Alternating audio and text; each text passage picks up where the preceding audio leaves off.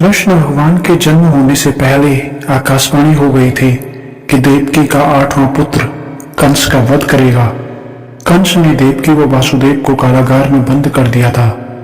कंस ने देवकी के 7 पुत्र पैदा होते ही मार दिए, लेकिन जब 8वां पुत्र का जन्म हुआ, विधि के लेख के अनुसार कृष्ण भगवान का जन्म हुआ और बाद में भगवान ने कंस का वध भी किया। जब कंस का जन्म हुआ था तभी उसकी मृत्यु कब होगी, किसके हाथों होगी, वो भी लिखा हुआ था। आप सब लोगों ने भगवान बुद्ध के बारे में तो सुना ही होगा। उनके जन्म के समय राजा ने अपने राज्य के ऋषि मुनियों को बुलाया ताकि उनकी जन्म कुंडली से देखा जाए कि यह बालक भविष्य में राजा बनेगा या सन्यासी।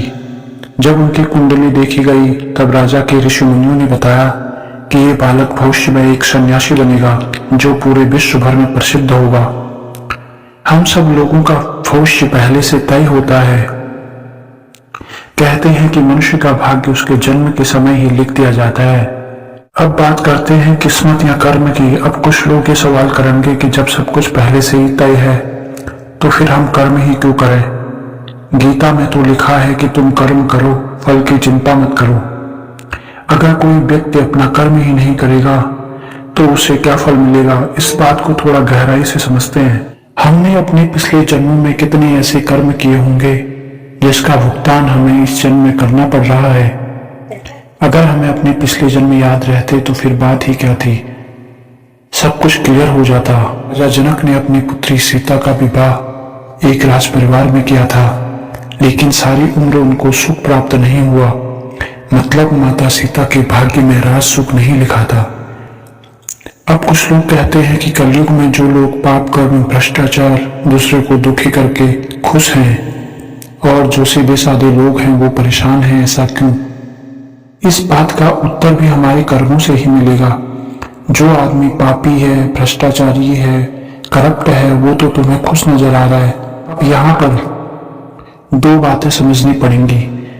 पहला, जो उस मनुष्य को इस जन्म में मिला है वो सब उसके संचित कर्मों के अनुसार मिला है। उसने पिछले जन्म में कुछ अच्छे कर्म किए होंगे जिसका फल वो इस जन्म में प्राप्त कर चुका है, जैसे घर, गाड़ी, प्रॉपर्टी, पैसा, धन, दौलत वगैरह। दूसरी बात, इस जन्म में जो भी वह कर्म कर रहा है, चाहे करप्शन, खून, चोरी, डकैती, और हम कहते हैं कि फला आदमी ये सब करके खुश है, असल में वह खुश नहीं होगा।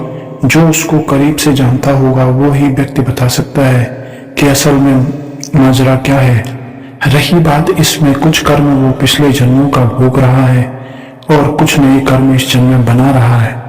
जब ऐसे व्यक्ति के सारे पुण्य कर्म खत्म हो जाएंगे तब देखना उस व्यक्ति की हालत क्या होती है। आप सब लोगों के भीतर बैठे परमात्मा को मेरा प्रणाम।